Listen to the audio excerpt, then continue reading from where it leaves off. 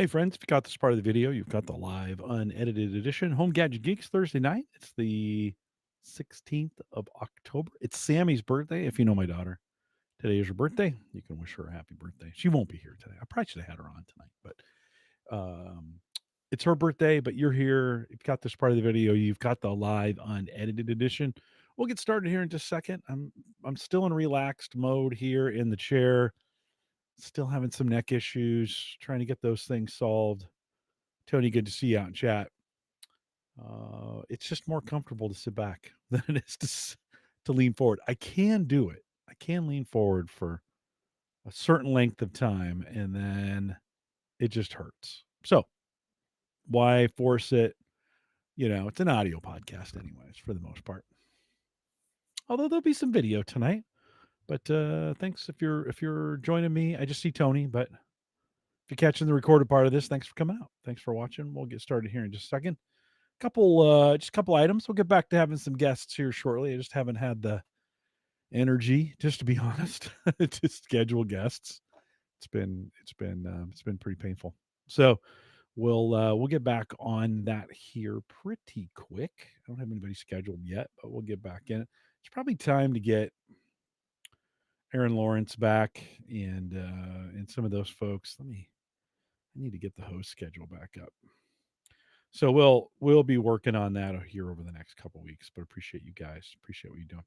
Talking solar power update, and we will talk about that as well as why use local AI. It's a question I'm going to present tonight, and we'll get started here in just a few minutes. But thanks for coming out.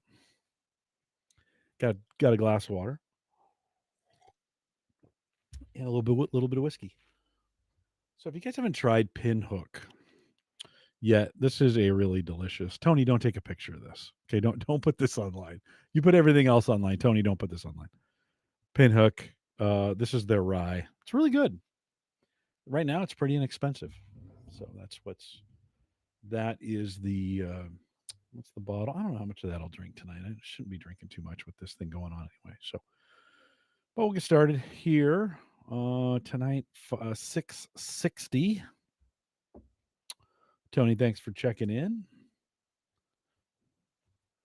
Almost took the night off, but I thought, nah, got some things. Appreciate you guys last week. Got the Lutron device reviewed and out to Lutron, and they liked it. So it was nice. Got that taken care of. And no real reviews tonight. We'll talk a little bit about the Delta 3 battery that we have from EcoFlow. We'll talk about some EcoFlow stuff. Let me quick test here the phone. We're gonna take this right off the phone tonight. So let's give it a quick live test. Tony, you hearing me okay? Everything okay on the audio? Got the right audio set up and such.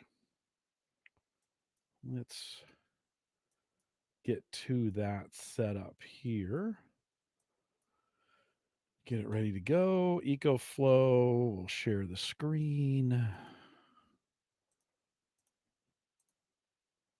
And that's what we want to see. Okay. Awesome. All right. That works out pretty well. Tony? Yeah, sounds good. Okay. Awesome. Awesome. I do need to I need to get back to figuring out how to get the AI in here. Been chatting with them a lot lately. And I think I need a piece of hardware. I mean, I think I'm going to need a Rodecaster Pro. That seems to do it the easiest. So I'll have to see. So, all right. Well, it's 8 o'clock. Let me kick this thing off. We may not go the whole hour, but we may not go half an hour. We'll have to see how it goes. We'll have to see how it goes.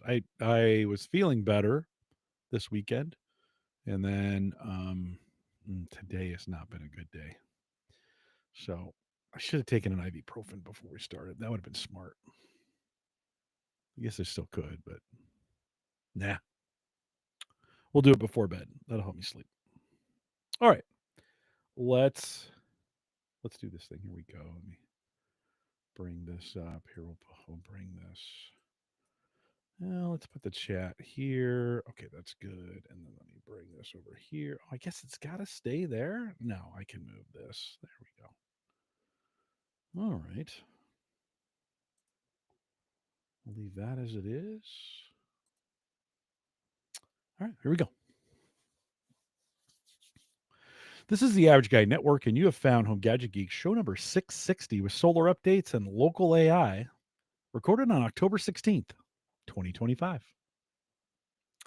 Here on Home Gadget Geeks, we cover all the favorite tech gadgets that find their way into your home. News, reviews, product updates, and conversation, all for the average tech guy.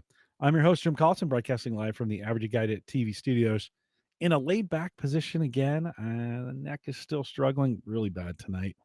And this position is the most sustainable over the course of time. If I sit up, which I've had to do a bunch of calls today where I needed to sit up and lean in. Oof, got about 20 minutes and then I was done. So appreciate you guys letting me hang out in a relaxed position here. We'll post the show with some world class show notes out at the Average Guy. .tv. Big thanks to our Patreon subscribers. You know what? I really appreciate you guys. I know we say that every single show. But appreciate you guys. We have one plan, $5. Helps with what we do and the things that we talk about. So appreciate you doing that. If you're finding value in the program, join the Patreon for 1 month or as many as you want. You can check it out today, theaverageguy.tv/Patreon. Then thanks for everybody using the affiliate link over there on the site. If you hit out theaverageguy.tv, upper right-hand corner, there's an affiliate pass through. Just click on that. It'll take you right into Amazon. And the network will get any credit for what we do, for what you do, what you purchase out there. Many of you are doing that. Thank you for doing that. And of course, it doesn't cost you anything. And you can jump in there and get it done as well. Again, check it out, theaverageguy.tv. All right, another week. Almost took the week off, but thought, no, we have a few things to talk about. And we've got some updates to do. One, let me get a little drink here. It's just water. One of them is an update on the solar setup. So I don't know, a month ago, 2 months ago. I'll recap kind of what what I've done to date so far. If you listen to the episode with Jay Franzi, that must have been 4 or 5 weeks ago. I bought a Delta 3, EcoFlow Delta 3. I want to put a Pro in there, but it's not the Pro version. There are Pros. 1024 watt hour battery, 500 watts of charging. Will handle up to 1800 watts discharge. You can look up the specs. We've got some posts out there as well. Pick that up, a whole bunch of wiring, and then two 100-watt, 18-volt solar panels from EcoFlow. And I picked those up for about $50 each. So 50 cents a watt on those. Not the best price ever, even though it seems like it. Not the best price, but it's okay. And pick those up, set them up. In fact, I got some pictures here. Well, let's jump in. Going to show them to you off my phone. So let's bring that in here. And that's the EcoFlow right now. That's the EcoFlow app that's in there. Let's get back to the pictures and we'll go over there. Tonight, I just took a few out there on the setup. Some of you asked, like, hey, are you going to video your setup? And I was kind of like, no, I don't think so. I think there's a lot out there of folks doing these setups, and it's just a lot of work to film them. So I haven't. Plus, the way I've been feeling, it was hard to get this up the way I did. But you can see here, this is the porch on my house, and let's see if we can. I wonder if that'll let us zoom in on it. I don't think it will on this. So you can see there it's hanging off the edge of the porch at a 26-degree angle or something like that. There's two panels that are there. Took a picture of them from the top. Those are set up. That's a top view looking down. Just took those tonight and set up out there. Ran the wire out to them. So again, they are each 100 watts. Each set out at an angle. Each of them tied in, or I should say each, but they're tied together in series. and they're providing on a pretty regular basis. They're providing anywhere from 100 on a good day, anywhere from 150. Well, I'm going to show you here real quick. So let's get into the EcoFlow app real quick, and we'll dive in here a little bit. Sorry on the audio on this one. Maybe you want to come out and catch the video of this. But the EcoFlow app that's attached to the battery, here's a summary. The 14th, this was 2 days ago. You can see here on the bottom of the app, 2 days ago was a rainy day. And on a rainy day with those panels, I got a whopping 86 watt hours. Now, in theory, if everything's working right for me, I should be getting about 1,000 watt hours or 1 kilowatt hour for the whole day. So you can see here a rainy day. We It gives you some idea of the during the day how the day went. That's the 14th. This is the next day. The green is power coming in from the grid. The yellow is power coming in from solar.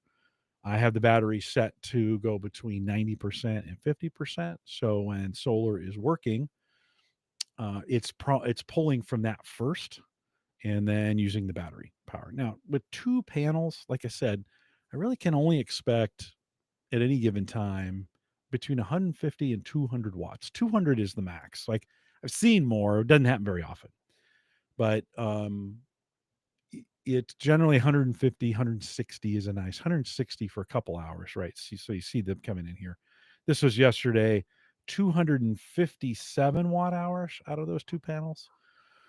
Listen, you're not running. The goal here is not to run the house, right? The goal was to test out the locations and where would I put the panels and is it even viable in most cases. I pay 12 cents a watt hour, right? Kilowatt hour, sorry, 12 cents a kilowatt hour. 12 cents a watt hour would be a lot. 12 cents a kilowatt hour. Typically I use about 12 or 13. Now I've turned off some of the mining stuff, so I'm down to like 6 or 5. That's just for the computer stuff that's here. I use 6 to 7 kilowatt hours a day, right? And I'm generating 1. And the cost of that is 12 cents. So if I need to pay for that on a daily basis, I'm really just saving myself 12 cents a day. That do the math on that. It doesn't it's $40 a year, something like that, right? So you're gonna need way more. And again, I didn't have any aspirations of powering the whole house. It was just to kind of get an idea. Would this work? Would it work here? What's the weather like? So you can see here on the 15th, 257 watt hours that were there. And then actually today was a pretty good day. So as we look at that graph, you can see a lot of yellow on it. And today was a more typical day, right? I got 1.03 kilowatt hours off the batteries. You can also see here the total. So for today so far, 4.7 kilowatt hours for the setups here. Yesterday about 5.73, 574 the day before that on the 14th, about 6 on the 13th, 7. This is a weekend, so I'm running a little bit more, about 7 here on the 11th. So, and then you can see this is the last day I was running the crypto stuff. 12.6 kilowatt hours. I usually run about 13 on that. I think I shut that off in the afternoon, so it started dropping right after that.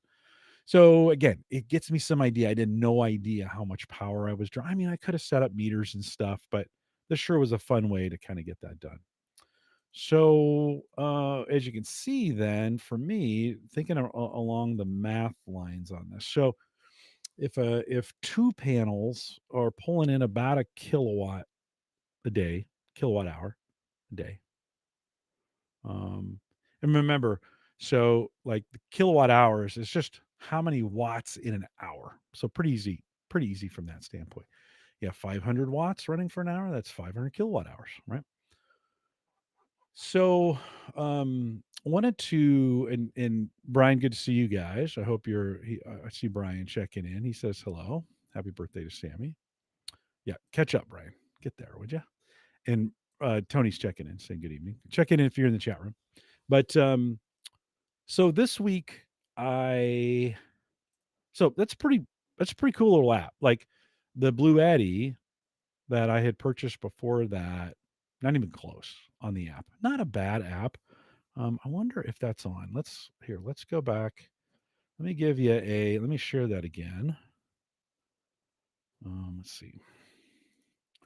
We'll just show you side by side. If you're thinking about getting one of these, the EcoFlow wins hands down. Let's go back and find that Bluetti app here. There we are. And we'll get logged in on that one. And you can see here's the 180 device. Now, this device now is a couple years old.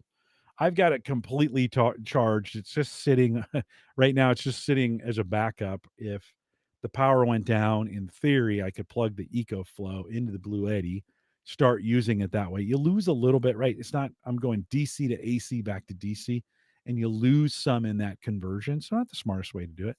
There isn't a lot of good DC to DC ways between these two batteries to make them work. So I'm just kind of letting it sit today as kind of just a double backup. If the power was to go down, I'd plug the EcoFlow into the Bluetti, and it would use it as a second form of backup. Now you can see the app here.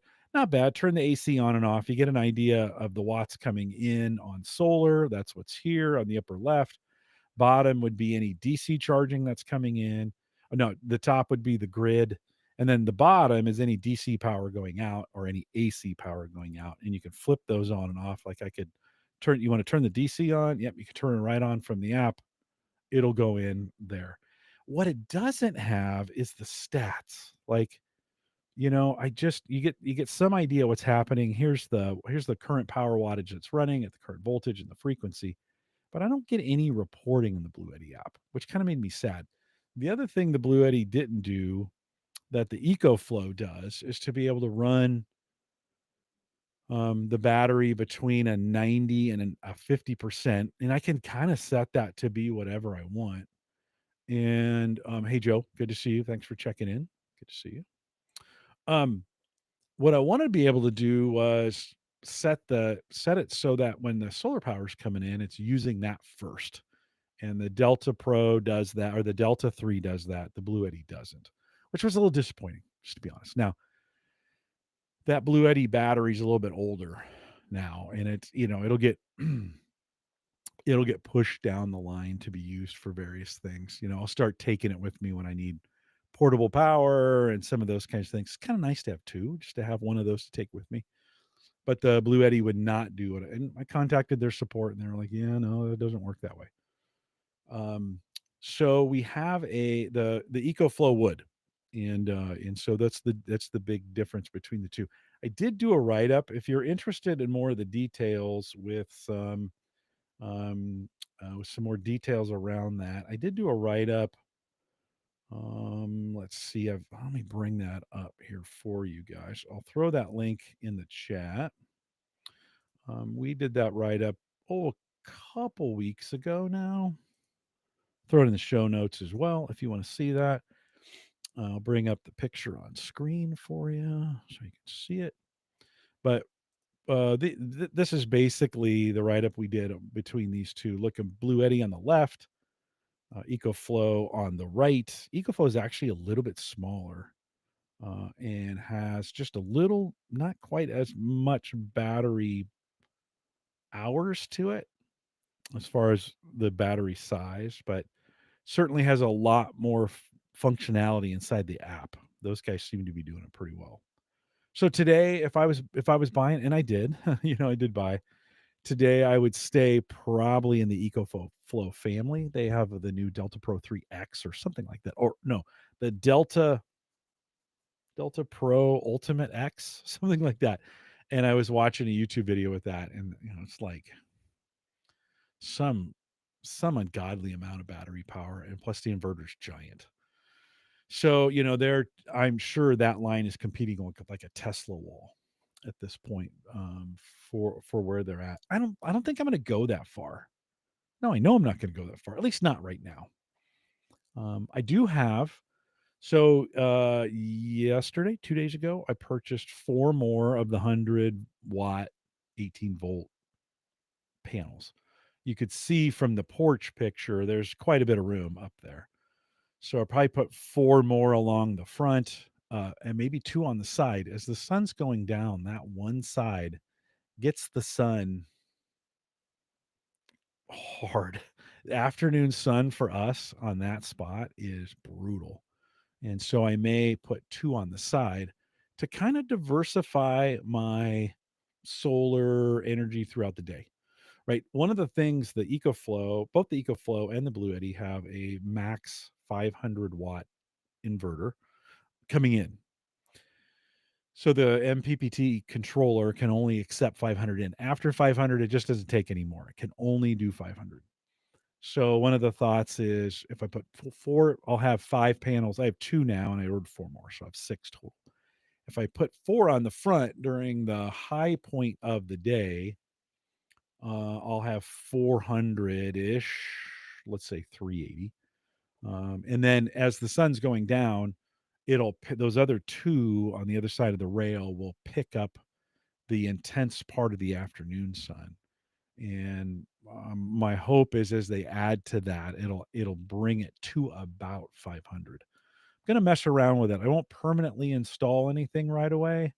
We'll put these. I'll just set them out basically best I can. Today they're installed with PVC pipe, so it's not like it's a permanent install as it is.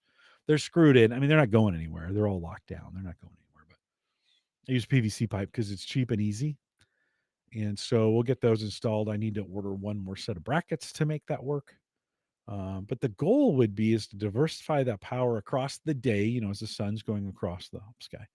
Diversify the power so I could have 600 total, but they'd be positioned in a way where we never get more than 500 and we would get more power throughout the day. So we'll have to see how it's fun to mess around with. I've kind of messed around with the idea of getting them to tilt so they can tilt towards the sun, put a motor on them, put them on a hinge, put them on a swivel so I can have a motor control them as it goes across the sky. Not yet.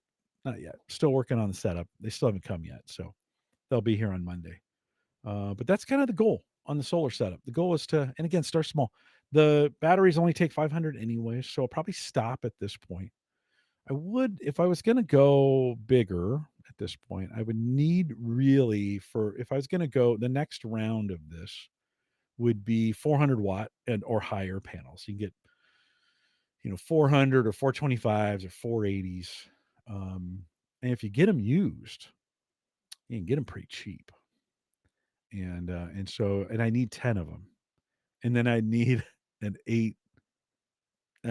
10, maybe 8 to 10 kilowatt hour battery to be able to store all that, right? So with solar, and this, but with solar, right, you're only getting 6 hours of really good solar during the day. So you've got to be able to charge that battery, and you need more solar panels than you need, and you got to overcharge during the day so that at night when you're using the batteries, they last long enough. I mean, that's the goal, right? So you got to kind of over engineer the whole thing. And then what do you do? I know all these off grid folks that I watch, they all have a generator backup for the winter because, in the winter months, it's even less here in the Northern Hemisphere. And so they're using their generator then like on when it's multiple cloudy days, something like that. Again, I don't have not going full house. I just want to mess around with it. Just want to mess with the wiring. To be honest with you, the most expensive part of all this is the freaking wiring. Um, Copper is not cheap right now. Gas is, but copper is not cheap right now. And so you've got a little bit of it's not about $1 a foot for, I think I have 10 gauge wire, about $1 a foot. Got a good 40-foot run from the front of the house to back here where the batteries are. I want the batteries close to the computers. And that's the front of the house. So I got to run wires all the way out there. I did install while I was doing it. I did install a hookup to the back. So if at some point I want to decide to move the panels back there, maybe I don't want them out front. Maybe I don't want people seeing them. My neighbors are all asking me questions like, "What are you doing? Are you trying to run your whole house?" At some point, I may move them in the back. I'm thinking about building a new shelter out there over the grill area. They could go on top of that. They don't get as much sun back there, which is and I don't get as much diversity in sunlight back there. So I'll have to figure it out. That's the fun of doing it. So those panels will be in Monday, hopefully next weekend. Do some. I don't have to do any more wiring, which is great. Well, I have to cut one. I need one long wire to get it because it's going to go down the side, and I've got to do a little bit of wiring to make that work. But then you have some options too. With that many panels, I could run them all in series because the wattage is good. I have to watch the amperage. So I got a little math to do. Do I do them all in series? Do I put two, do I put three and three? Then run them in parallel. Then put those parallel together in series. I got a little math to do, so I have to figure that out when we get it out there. But it's a ton of fun. I'd love to hear about what you're thinking about solar.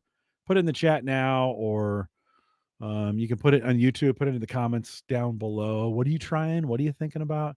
Boy, I tell you what. While you're doing that, it's a huge commitment, especially folks in chat, Brian or Joe or Tony. It's still a huge cost, and some of the incentives are going away, right? For this, there's been I think a 30% tax advantage for solar over a certain size. Check your area, check your taxes for however that works out. Not tax advisor. I think those are in the United States. I think those are going away. Some local ones that aren't, so you might want to check on that. Um, I don't know. I am opposed to putting them on my roof. I don't want to damage the roof in that way. So if they go someplace, they're going to have to go on other structures. Um, yeah, a couple. Keep the comments coming in to Brian out in chat says thought about solar a little, but maybe more about the battery banks. Listen, Brian, I I'm never buying those APC backups ever again. Now, the solar generator batteries, which have 10 or 20 millisecond cutover, they're all fine for the computer stuff. They work great for that. They're more expensive, right? I mean, but they'll run longer. Both these batteries would run, and I could, if I wanted to, I could divide out the computer stuff among the two, and I'd have even longer times. But if the power went out today, I'd be running just like this for the next hour. I have enough, man, maybe even a little bit more because I don't have the crypto rigs running. So, which when I had the APC stuff, even with the big ones, you know, you're racing. I just never felt very secure about that. A real good one is $200, lead acid, I think, or whatever that battery chemistry is. It's just not lithium ion. And so, for me personally, I'm not going back to backup batteries, old school backup batteries. I'm going to let these new solar generators back up what I got. The good news is there are a ton of options for you right now. Just when you think of the Jackeries and the EcoFlow and the Opes and the Bluettis and then there's a whole bunch of different off brands that you could go with. And I think we're in the sweet spot with lithium ion batteries right now where they're making them as cost effective as they've ever made them. And so I see some really good deals on these. Now, for most people, you probably don't need 1,000 watt-hour battery, right? Most people are running a computer or a laptop, which has a battery, by the way, a couple monitors. You might need half of that, 600 watt hours might be good to get you, 30 to 60 minutes of juice while you're setting up whatever you're going to do to power that thing. For me, the hour gives me some time to go out in the garage, pull the pull the generator out, wheel it around back, plug it into the house, fire it up, get the house cut over. That's what I want. I want an hour. And so the way I work it is that's my kind of thought. Now, like I said, I had based my energy use on about 5 to 700 watts of watt hours of power that I'm pulling here. And I have about 1,000-ish watt hour battery. So an hour and some change, 1.2, 1.3 on that one. So you figure out what your draw is. You can get a kilowatt meter. I've been using these Tapo from TP Link. You can plug them in and measure. They'll give you some stats. I'll try to leave a link for that in the chat or in the show notes. But I've been using those to kind of measure, besides the app that comes with the batteries, those plugs, and make sure you got to get the better ones. You can't buy the cheapest of the cheap because they won't have the metering. The more expensive ones, they're more like 10 or 12 bucks. It's not that much. You can get a 2-pack for 20 bucks. Kind of help you measure that. Okay, here's what I'm drawing at any given time. It's particularly interesting to see what you're drawing across the day. And I was talking with my buddy at work today. I never do, but some people put their computers to sleep at night. Maybe have a laptop that goes to sleep and it's not pulling any power, overnight. So you want to work out the math on that, figure those out, figure out what your daily draw is or your max draw. Of all your stuff, what's the max that you're pulling at any given time? Then think, okay, I'm just going to divide that into the watt hour rating of that battery. Give yourself some room. It's not perfect. But it's close. And then that'll tell you, yeah, it's going to be 30 minutes or it's going to be an hour. You're going to pay twice as much as you would pay for an APC or fill in the blank for that. But it's better. I think it's way better. I think you get way better options there. So if you're thinking about that, the next time you go to replace your UPS, and it does give you some options. Right now, I got that extra Bluetti that, I paid $700 for it. So it wasn't cheap, but in theory, I could take it up, in a power outage, I could unplug it and take it up, plug the fridge in and have it as the kitchen power. We could run most things in the kitchen off it. You're not going to run the stove, right? Not going to run the dishwasher, but you could run a few lights or whatever, power a few batteries, some of those kinds of things. Just get us by for a while in a real crunch. So nice to have those options on hand. Solar's a whole different. That's the way to get it in. Many of them. This is the beauty of these. Most of them are, if they can do solar power, they have an MPPT controller right on the inside. It's going to be rated for input and output. It's going to have an inverter in it. It's going to tell you what it can push out, then the battery rating on it. And boy, there's some. This is the heyday of these solar generators. They're getting bigger, they're getting better, and seemingly the quality is getting really good on them. So if you got some questions, you can contact me on that as well. All right, a little bit of chat on. I want to talk last topic tonight. The last thing I want to talk about tonight, unless you got some questions in chat you want to throw out for me. I had this thought on the way home the other day. I don't know. Have you guys checked out any of the local LLMs, local AI stuff? Let me bring up one on screen here for you guys. Not you need to have a fairly robust computer to be able to get this done.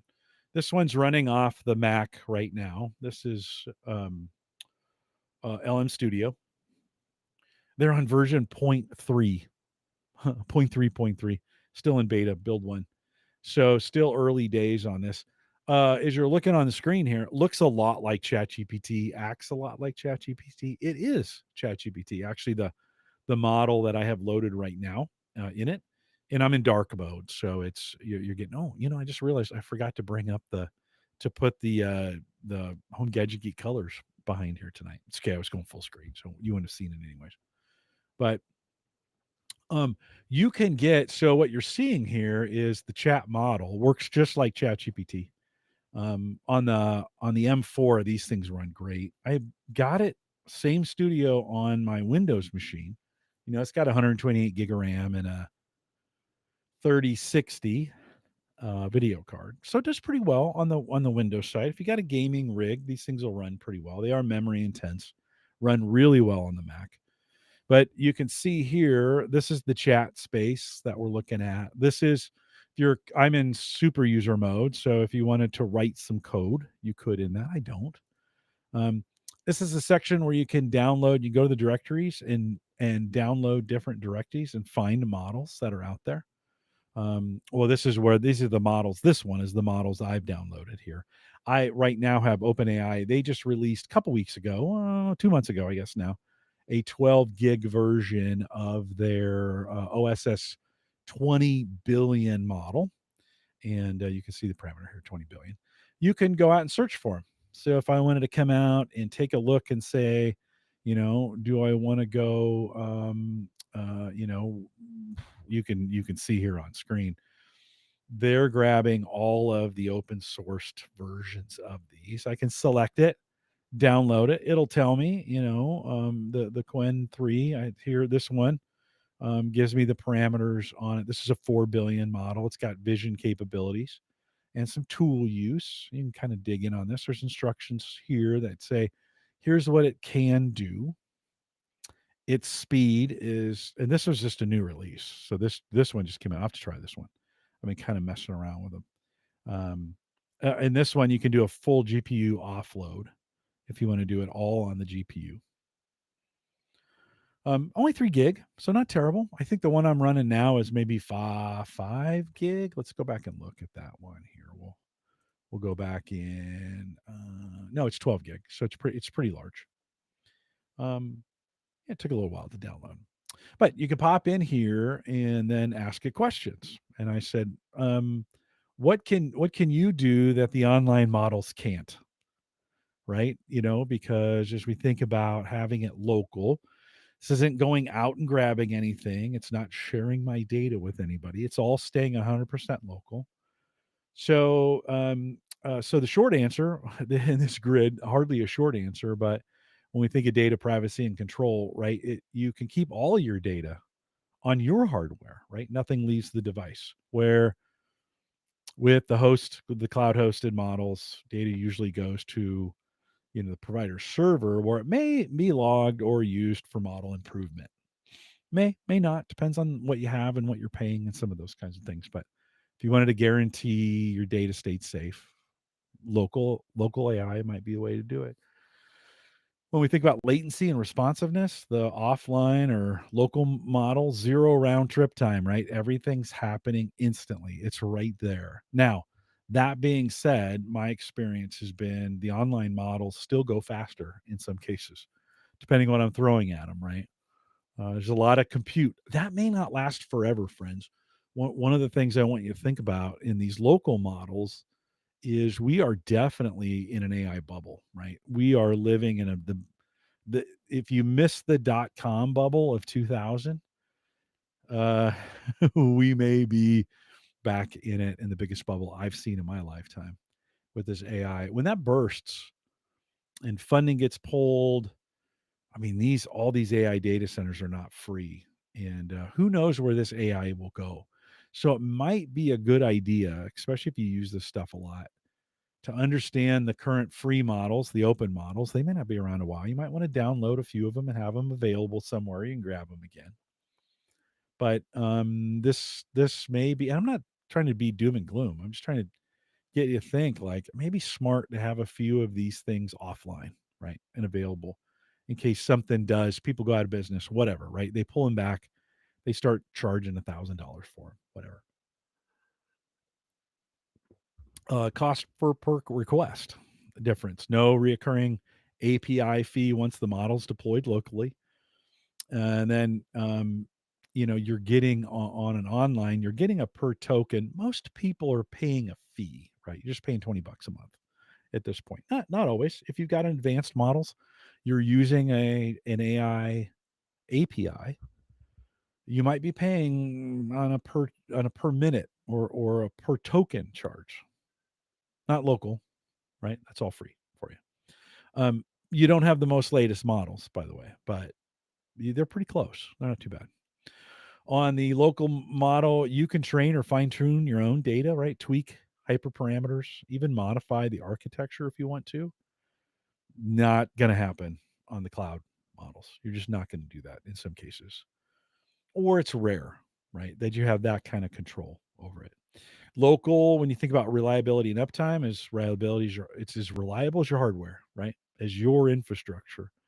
When you think about, we haven't had any problems. We haven't heard of AI outages yet. I kind of alluded to this. I think we might see some, but you're dependent on the provider, right? So there could be service interruptions. You don't control any of that.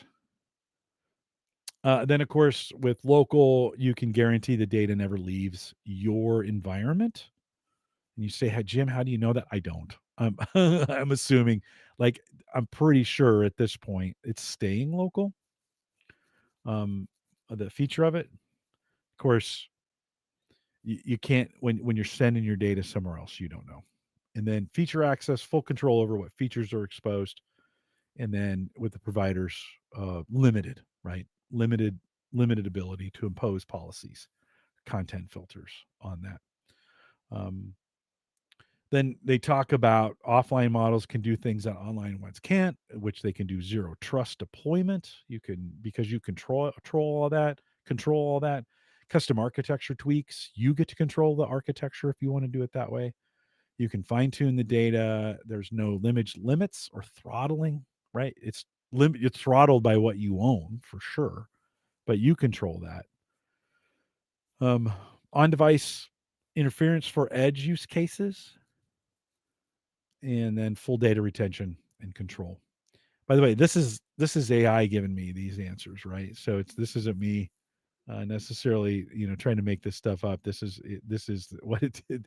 I said, you tell me the difference, right? So if you want control over your AI,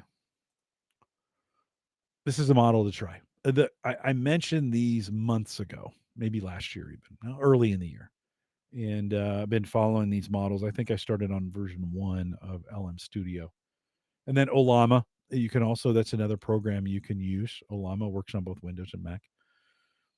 I'll have links to these in the show notes. They're working on those, and you control it. Might be something you might want to think about and give it a try. Like I said, I'd prepare, like you have a battery backup for your computers. I'm thinking I may store some of these models just so I have them available to me, right? And if I ever needed them and whatever happens, who knows what's going to happen when the AI bubble bursts? It may not be as bad as we think. Oftentimes it wasn't. Um, we thought Y2K was going to be bad, and it wasn't. I was working that day. I was working for a bank on that day, and I thought, oh, and nothing happened, right? But it may not hurt to be ready. One of the use cases, and this is what I want you guys to think about. Drop this in the comments here live or on in YouTube if you're listening to this. Love to hear, or if you want to send me an email, jim@theaverageguy.tv.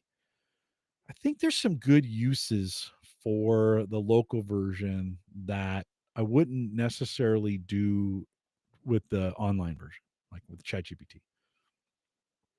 And a couple days ago, as I was driving home, I was thinking about this. Like, what would I use local for, realistically? And what I'd love to do, and I'm gonna give it a try. I think is to load in my financial, my bank statements. Now everybody's like, you're like, what? You're gonna do what? Right? Well, it's local. Data's local to me. It's my instance. It stays with me. It's my data. I have a couple spreadsheets. One of the things for me that I don't like to reconcile is it's easy to reconcile my bank statement, but then there's all these Amazon purchases that we make, and those are harder to reconcile back to the whole budget. And I'd like to take advantage of some of the AI analytics that are associated with it.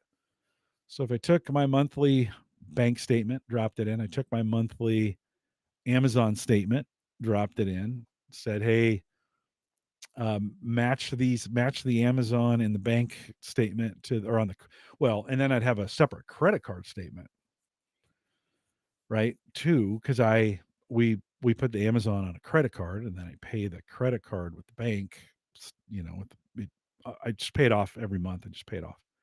So I'm losing some granularity. So I'd be like, okay, when I make the credit card payment, then I want you to go through the credit card, because I also make automatic payments for things off my credit card each month. that I want to get reconciled in some way. And then I want to reconcile these Amazon purchases that I'm making. What am I buying? Where's it at? What are we doing?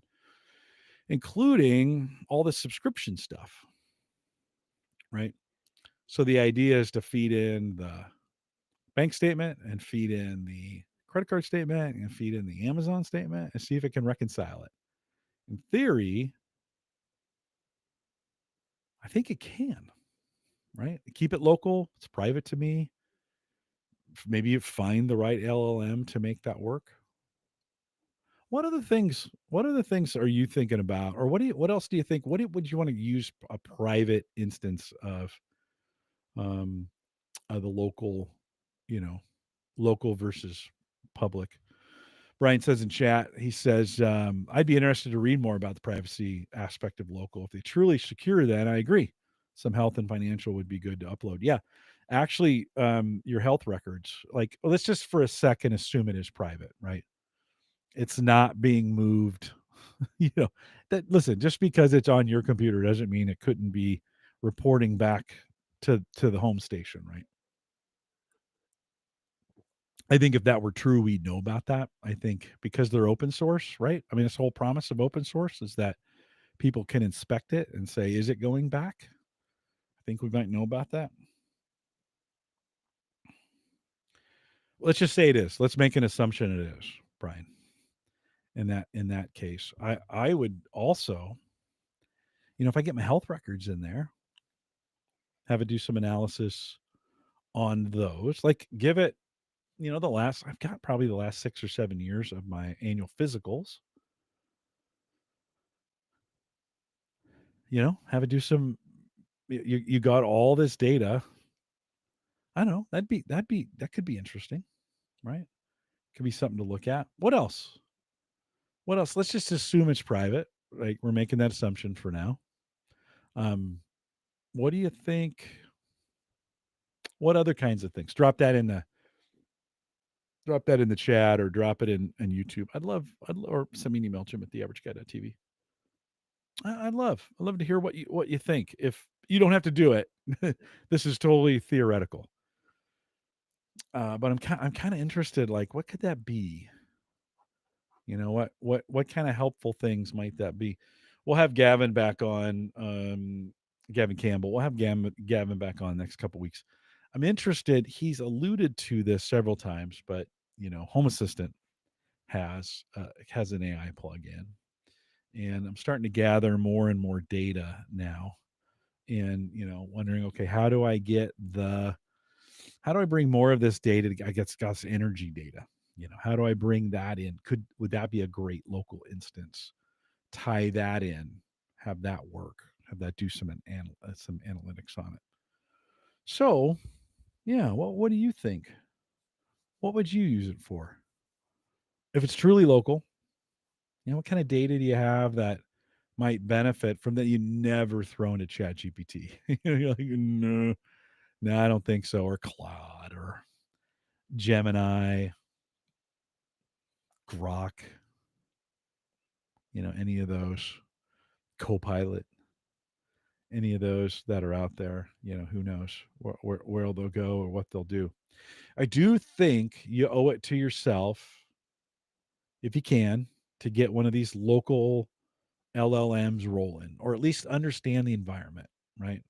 Now, the software is all open source, so LM Studio or Ollama, those are the two easiest ones I've used so far. Load in the models, give it a try. Of course, slower the computer, things are going to drag. Bigger the model, things are going to drag. So 20 billion model is going to run much slower than a 4 billion model, right? 4 billion won't be able to do as much, although there are many that are optimized for certain tasks, right? Some of this art creation, like if you got a really beefy computer, you might be able to do some art locally. That makes sense. I don't know. Your thoughts? I'd love to hear them, and just give me an idea. I'm fascinated by it. Um, I'm fascinated by what we're doing. I think The real question is when's the bubble burst? That's the real question. None of this stuff is that we're doing right now with AI is sustainable. Brian says at the moment I like some privacy policy Apple has with its private cloud compute. Yeah, but do you know? Do you really know? I mean, they say that, but do you really know? I heard an interesting. I'll wrap it on this. This thought. I heard an interesting. I was listening to the Wall Street Journal podcast this week. By the way, if you want a quick news podcast, 15 minutes in the morning, 15 minutes in the afternoon, gives a nice wrap of the day. Wall Street Journal, pretty good little podcast for that. No commentary, just the news. But I was listening to them, and they were talking about all these data centers that we're putting up, and of course the big problem is power. Right? We started with power. you one of the things we got a giant Google data center just across the river from us in Iowa here, and they're just getting hungrier and hungrier for power. Now, I think as we think about the power needs of these AI data centers, we're projecting right now what they're going to need. They're not ready yet. I mean, they still got to build them in some cases. They got to put infrastructure in and build, walls and run power. We got to get power lines, you know. So it's not like it's all going to turn on instantly. Part of my solar experiment was if we ever start drawing more or we start having power problems, I would like to have a little bit of a backup to generate power just in case I need it. We've had enough disasters, natural disasters, where, boy, having a 5 or 6 or 10 watt hours of solar a day, well, you can all of a sudden start to cut back. Like if this is my solar draw for the day and I'm not going to have anything else, and I have a generator too, but just kind of thinking through this, right? Like, what if gasoline's hard to get to? You got to kind of, and again, I'm not a giant prepper. I'm just kind of thinking through these things. Um, what I found interesting was some of these companies are doing their own power generation on site. They're not waiting to get the grid hooked up. They're figuring out how to get power. I think the most famous story, right, is Microsoft trying to turn back on one of the reactors in 3 Mile Island, right? Paying to have that turned back on. Not in a million years did we ever think that'd be a good idea. Nobody's blinking at it right now. They're saying, "Oh yeah, turn it on." Now I know there's some groups who are like, that's old. That's an old reactor, right? Right? That's okay. We'll fix it. Will they? Or will they just turn it on, right? Kind of thing. Um, but many of them, and then think about like if you were gonna set up data centers around the U.S. and maybe you were gonna do a couple, you were gonna spread them around or whatever. Or, maybe you just need enough power to get things going on site, and then you start connecting to the grid over time, and that power just gets you past it. And when you're fully hooked up to the grid, that power just becomes your backup, or you move that to the next site. You put together a giant, gigawatt power generation grid of diesel generators, so to speak, and hook them up and get them rolling, get you going, and and then when you're done with that, you roll it on to the next. You They're all portable. You pack them up on trucks and move them to the next location and do it again. You know, so I found that fascinating that some of them are not waiting for the grid to get to them. Um, some of them are using solar, although it takes with the stuff they're pulling, it takes a lot of solar, to get there.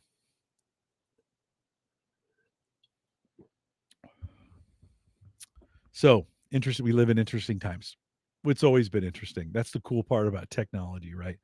Is it's always been interesting. Um, Joe says AI video generation is wild. Yeah, there's both the video and the pictures and stuff. It's crazy times. It is crazy times before. I will say this is a it if you just think about the writing aspect of AI, I've called it a word calculator. In the 70s we started getting calculators, not on our phones. They were separate, right? We had separate calculators. And everybody was so concerned, like, oh, nobody's ever going to do math again. Well, no, we kept doing math. We just did more math faster, right? And I think with word generators or word LLMs or the current version that we have, yeah, it can do some other, I mean, conversationally is crazy good at that kind of stuff too. But just what it does for writing. I'm not a particularly good writer, and it makes my writing a lot better, you know. Um the Brian says in chat, he says, "Yeah, it is. It's scary. It's challenging to tell what's real or not." I was at work a couple days ago, and I was chatting with a group about this topic of how will we guarantee our voice isn't copied or our image isn't copied. And I actually think this is a problem the blockchain can solve. Where we can put in our actual voice and authenticate it in some way, and then it gets published to a blockchain that can't be changed. It's public, and you can always compare your voice to. And I don't think this would just happen naturally. I think a company would have to do this, right? Somebody would have to get behind it. But blockchains would be really good at having a voice print that authenticates and says, yes, that is indeed yours. It was interesting. We've been messing around a lot with voice cloning at work. And our thought is it's a lot faster just write a script and actually have AI write the script and then have a voice clone of somebody in the company just do it. So that was me. We made a clone of my voice. And boy, we had like a 3-minute video, and we worked to get that to sound like it was me. First of all, it didn't sound exactly like me, even though we trained it that way. There was a little bit of somebody else in there, and then it to get the cadence right the way we wanted it. Whew. I mean, it was more work. It was listen. I sat down, and in 12 minutes, I recorded the whole thing 3 times. Right? I mean, I recorded the whole script with multiple ways of reading things in different takes 3 times in 12 minutes. We spent 12 minutes just trying to figure out a prompt to get it to say a word one way, the way we wanted it to say. So, and we're using a paid service. Like this is the service everybody's like, this is the best. In some cases, yes. In our case, no, it was not the best, right? We really struggled with it. So I think we still have some work to do. I think in most cases they're just not getting enough data on the voice on it. And then there's just inflection, right? The way we want to say something. We struggled a little bit. I wanted a particular inflection on these 4 different words and the way we say it, and it just would not, man. We couldn't all we did a whole bunch of markup and we couldn't get it to do anything along those lines. So a little bit of work to do, but mm, you know, it's not terrible. Works in a lot of cases. Crazy thing is, once you start working with this software, you see, like, once I started hearing my voice and the way it was doing things, and I was comparing stuff, and we were doing a couple other voices, then you go to YouTube and you realize just the sheer amount of AI voices now that are on YouTube doing videos. That's that's weird, and weird is probably the wrong word.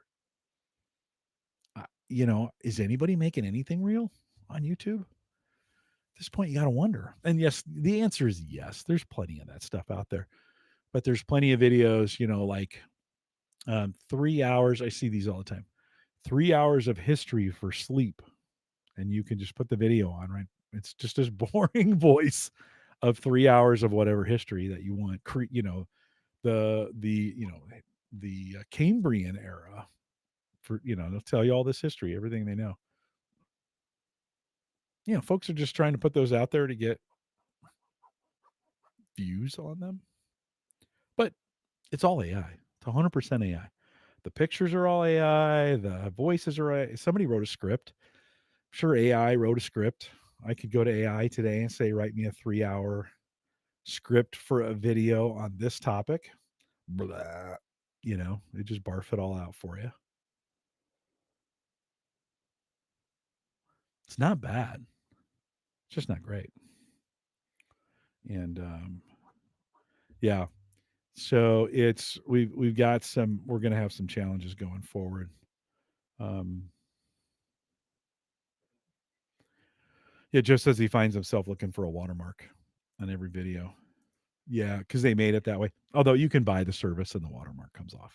So there's a lot out there.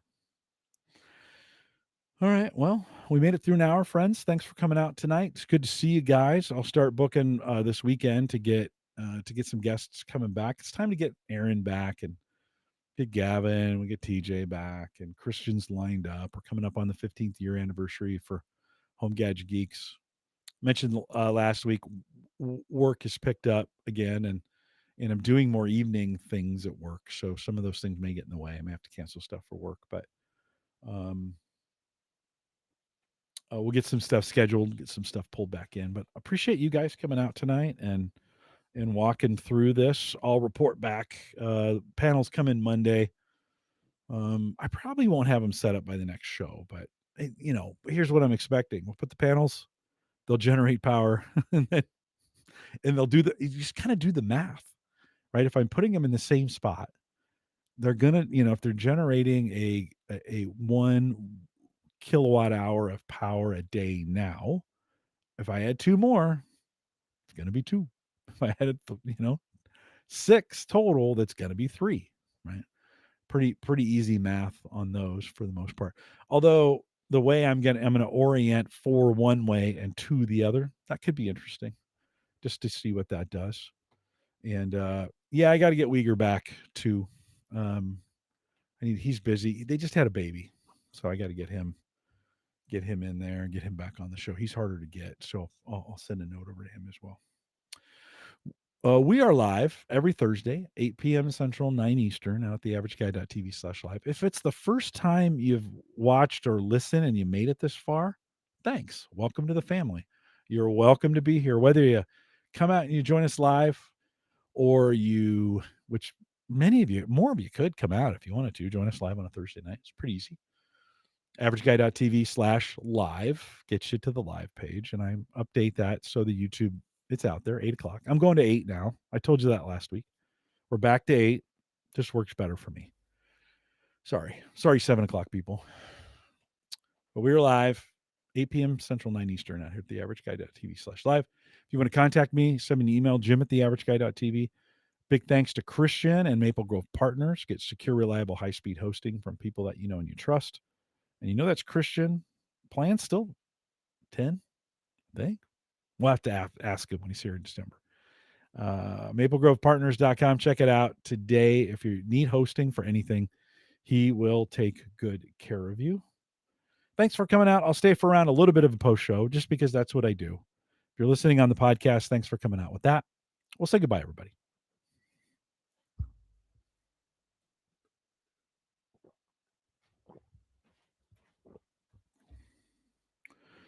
All right, friends. Thanks for keeping me company, Tony and Brian. I'm glad you found it fun, Brian. Lots of stuff going on. I'm having fun with solar, which is what I wanted to do. It's more of a hobby than it is anything else, but I wanted to learn some things about it. So it's been a good little experiment to give that a shot. It's amazing how much quieter it got down here when I shut off all the computers that were doing the crypto stuff. It's a bunch of hard drives. They're running fans to keep them cool. And the other day, last Friday, was it Friday? Yeah, right after the president made an announcement about China stock market dumped, and so did crypto for a short period of time. It pulled back quite a bit. It's since come back. It hasn't crawled all the way back, but it's pretty close. And I don't know what, I was in a weird mood on Saturday, and so I was just like, I'm just going to give crypto a break. So I just started shutting down the hard drives and turning equipment off. And it's a little bit, I don't know, it feels a little bit better than knowing I'm not blowing through all all that energy. It's not terrible. Like, to be honest, as cheap as our power is here, it's not bad. But again, with these solar panels coming online in the next week or two, it'll help. It'll help. The goal was to get all of it replaced. So 100% of what I was mining would be solar power. What I realized is I'm going to need a battery twice as big and 4 times the solar panels that I have now. And I was like, well, it's probably not. I'm probably not going to get there. Not now, anyways. We'll have to see. I kind of thought my thinking on solar was that we would see with the reduction with the tax stuff going away, those tax incentives in the U.S. going away, we'd see a glut of it because people stopped buying it. They were buying it because of the tax incentives. We're not there yet. It really is going to be early 2026 before we see how this all works out, right? The EV advantage is gone. Doesn't do anything for the market I'm interested in, at least at this point. But there may be ripple effects associated with that. So I was kind of hoping there'd be a surplus or a glut, and kind of what we're seeing with gas prices right now, right? There's a lot of oil on the market right now, and it's driving gas prices down. At least here in Nebraska. I mean, we're a buck. We're 256 today. We've been as high as 330 in the last couple months. So we're definitely in a spot. So I was kind of hoping like there may be some. Can you say fire sales? I don't know if it's say I want to say fire sales with batteries and solar. Um, but I was kind of hoping we'd see some better pricing. So I'm gonna keep my eye out for it. I've been, on eBay, you can pick up a whole pallet of 400-watt panels for, oh, I don't know, 10 cents a watt as opposed to 50 cents, what I'm paying now. Pretty cheap. And now they're not new, but they, solar panels last a while, especially in newer ones. You get 15, 20 years out of them. So, I thought, well, maybe I'll rent a truck, go out to California, pick up some panels on a fire sale somewhere and bring them back. Mm. It's just not the panels, right? Then I need to bring them in. Got to have controllers, got to wire them in, got to have the batteries. And they're getting cheaper too, which is great. But it's a lot of infrastructure for a 10-year payoff. And, oh, Alex, thanks for coming out. Good to see you. Um, thanks for that. I appreciate it. Glad you could join us tonight. Joe, the back, I'm still leaning because the back is not any better than it was last week, to be honest. In fact, tonight I went backwards and I came home and it was really sore. We went out to dinner and I sat in a booth. It was Sammy's birthday tonight. So we took her out to dinner, sat in a booth. It really hurt bad. It's like, so finally I got it to calm down and, used the massage gun on it right before the show. And sitting back like this is helpful. Doesn't hurt. I'm not getting pain radiating out in my shoulder. So I got to figure out what's going on with it. Everybody's like, don't know. We cut it open. Hold on. Let's give it some time. It may find right on its own. Physical therapy. I'm in physical therapy, doing work on that, stretches and strength training stuff and those kinds of things to do. Get a lot of good movement. I need to do some massage therapy. I've been seeing the chiropractor. Gotten, electric treatment to help with the muscle spasm stuff. Got good meds, which help. And, but yeah, I don't know. Good news is only been a month and a half. Yeah, month and a half. So it's not like it's been forever. I think it'll fix itself at some point, but appreciate you asking, Joe. I said this last week, but I have a whole new appreciation for people with chronic pain or chronic illnesses that it just doesn't go away. I remember when I broke my leg years ago, back in 03, that thing hurt for 2 months, but at least it went away, at some point. This isn't showing any signs of letting up. So we'll have to see. I'm sure it will. I'm sure it will. We get it figured out. So Joe, thanks for asking. Listen, I'm glad you guys found it fun tonight. Appreciate the feedback on the show. I'm getting more comfortable with solo shows. I'm not gonna go that route. My favorite thing to do is interview people, but when it was gonna be solo, I just used to say nah. And I'm kind of it's just kind of nice giving it, keeping you guys up to date. Some of the stuff I'm doing over the last couple months, because I've had so many guests, I haven't gotten to share some of my own stuff. So, it's kind of nice. I kind of need to figure out a way, or a host who will come in, when I want to share my stuff, I kind of want them to ask questions. So I have to figure out how to do that. Somebody who will come in and just ask questions. And not that everybody expects to be interviewed, but that's why I have them on here. I have Erin on to be interviewed. She's a big deal, right? Gavin's got a lot of great stuff to share when he comes on and doing those kinds of things. It's great to have Jay. Jay asks great questions. I love having Jay. He asks Christian's smartest kid we know. So it's okay. It's all good. So it's been good. It's been good, even through the pain. All right, gents. Thanks for coming out tonight. Have a great weekend. I'm gonna hope I did get some yard work done, which is I got mowing done last week. I don't know about the weather for you guys, but it's like we're mid-October. It's still hot. I mean, I know I'm in a hoodie, but that's because Sarah keeps the house at like 40 degrees. Just help me. Somebody help me. You're gonna see me hanging up in a meat locker. It's normally not that cold. But where's I going with that? Sorry. I lost my train of thought on that one.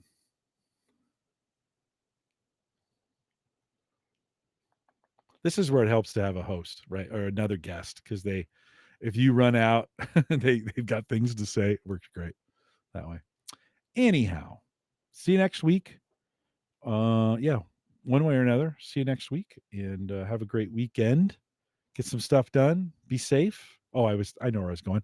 I had to mow last week because it's been so warm, and I probably have to mow again this week. We have to mow into December, or all the way into November, which is weird for Nebraska.